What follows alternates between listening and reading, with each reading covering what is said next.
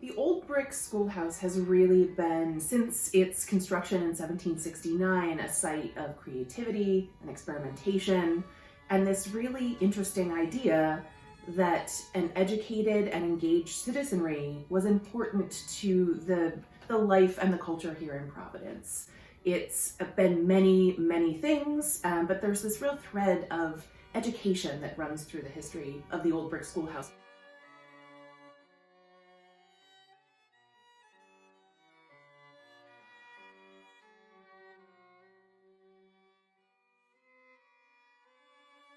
I think a lot of the stories that I heard before in my years at PBS were very focused on kind of its place in history as a first.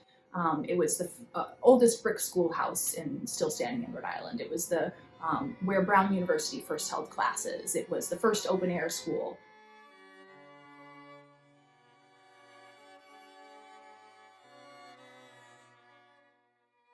But we have had the opportunity, because we've saved that building and because we've taken good care of it, now to look at other chapters in its history and to celebrate these other moments that were maybe not as obvious or not as considered as important at previous points in history.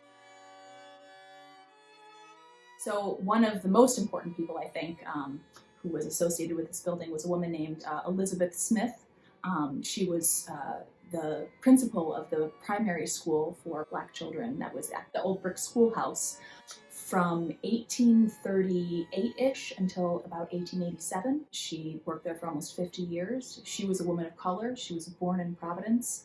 She was raised on Benefit Street. So she basically was the face of that school for the Black community for decades and educated hundreds and hundreds and hundreds of African-American children on the East Side, and was greatly respected in the community and a real kind of presence. There were also evening schools held at the school at the same time. So those were for people, mostly adults, who weren't able to get education in their youth. Sometimes they were formerly enslaved people who had moved north from the South after the Civil War. But then shortly after the turn of the century, it was the site of the first open air school in the United States.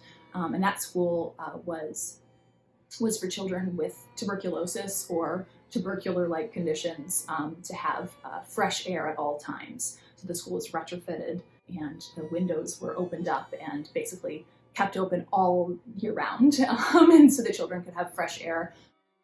Later on, the school was also opened as the Meeting Street School for Children with Disabilities. It was the first of its kind in Rhode Island and served children with cerebral palsy, as well as other disabilities.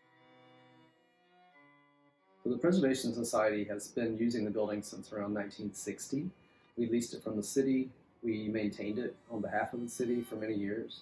It's been a place where historic preservation got its foothold in the city of Providence. You know, for Providence to have preserved so many early buildings, it really is an exemplar in the country of how we think about the importance of our history and our country's history. Our renovation, our reconsideration of the function of this building really puts public access front and center. This is a place where people should feel welcome, feel that their curiosity is nurtured and encouraged. This is a place where people should feel like they can come and work on projects, that they can come and meet neighbors, that they can come and learn more about the history of their home or their neighborhood or their city. We want people to see this as an example of historic preservation in action. It is a building that's been with us for more than 250 years, but it is not a museum piece. It is a living, evolving building.